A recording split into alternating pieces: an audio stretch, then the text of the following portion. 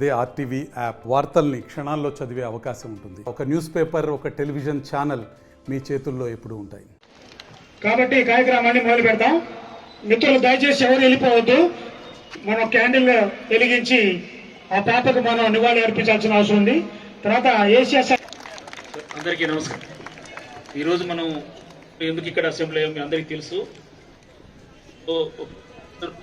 కాకుండా ఒక పిల్ల ఎవరైనా మనం మన నిరసన తెలియజేస్తూ మనం శాంతి కలిగే విధంగా మనం ఈరోజు ఈ కార్యక్రమం ఏర్పాటు చేసుకున్నాం. ఈ కార్యక్రమానికి ఇచ్చేసిన మీ అందరికీ కూడా అందరి తరఫున కూడా ధన్యవాదాలు తెలియజేస్తున్నాం. భవిష్యత్తులో ఇలాంటి పరిణామాలు జరగకుండా ఉండడానికి మన సంఘటితమైన శక్తి ఒక ప్రేరణ కావాలి.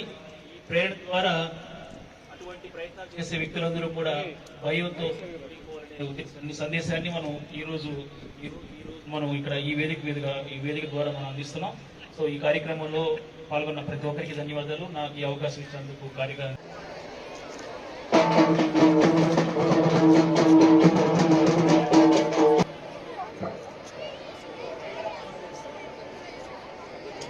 హలో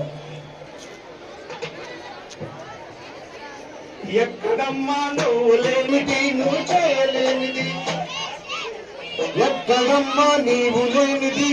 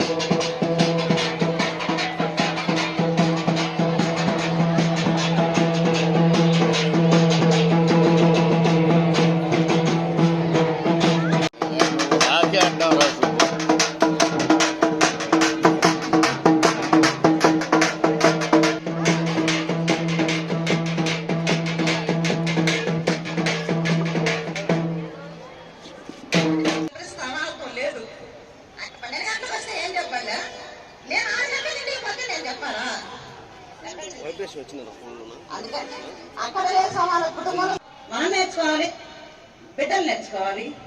ఈరోజు మీరు ఈ సమాజానికి రేపటి పౌరులు అయితే మీరు తీర్చిదిద్దాల్సిన రేపటి పౌరులు ఎంతమంది ఉన్నారు? సమాజంలో అడుగడుగున చులకనకు అవుతారు. అదే నేను ఇందా చెప్పిన చులకన 50 ఏళ్ళని ఈరోజు మమ్మల్ని మేము ప్రూవ్ చేసుకోవాల్సి వస్తే 3-4 ఏళ్ల పిల్లలు ఎవరు మేము ప్రూవ్ చేసుకోవాలి? వదలాపూర్లో ఏం జరిగింది? మౌమేతనం జరిగిన 3-4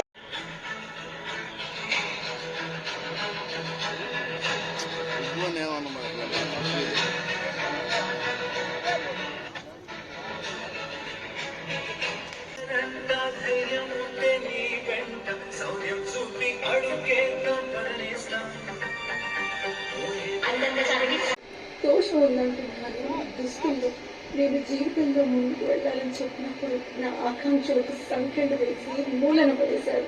ఈ నిర్బంధానికి పహరా కాస్తోంది నిస్సిగ్గు సమాజం.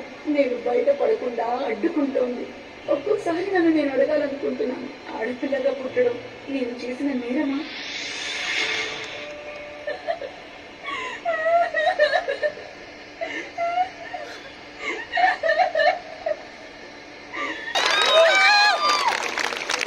అసలు చట్టం ఏం చేస్తుంది?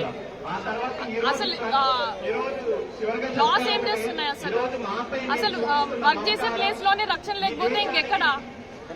బట్టల్ని బ్లేమ్ చేశారు, టైం ని బ్లేమ్ చేశారు, ఇంకేంటి ఏం బ్లేమ్ చేస్తారు? వైట్ కోట్నా? మీరేం న్యాయం కోరుతున్నారమ్మా? ఖచ్చితంగా అమ్మాయి వాళ్ళ తల్లిదండ్రులకు న్యాయం కావాలా, మాకి మహిళా డాక్టర్లకి ప్రత్యేకంగా రక్షణ కావాలా. డాక్టర్ అనే కాదు, ప్రతి ఒక్క అమ్మాయికి సేఫ్టీ ఉండాలి. ఇక్కడ కాకపోతే ఇంకెక్కడ ఉంటుంది? మనం కాకపోతే ఎవరు సేఫ్టీ చూసుకుంటారు? ఇండిపెండెన్స్ వచ్చి 78 years అయ్యింది. అమ్మాయి రోడ్డు పైన అర్ధరాత్రి నడిచినప్పుడు ఇండిపెండెన్స్ అన్నారు. ఇప్పుడు పొద్దున పూట కూడా నడవలేకున్నాము. ఏంటి ఇండిపెండెన్స్ వచ్చినట్టేనా? మీకు చెప్తారు ఇండిపెండెన్స్ వచ్చిందనేసి. ఆడ మనిషి అయి ఉండి కూడా ఒక అమ్మాయికి కనీసం న్యాయం చేయలేకపోతుంది. దాన్ని సూసైడ్ అని చెప్పేసి దానిపైన మరకగా చల్లేసి దాన్ని కప్పిపుచ్చడానికి ట్రై చేస్తున్నారు. ఆ అమ్మాయి ఎంత నరకం అనుభవించిందో దానికన్నా 100 రెట్లు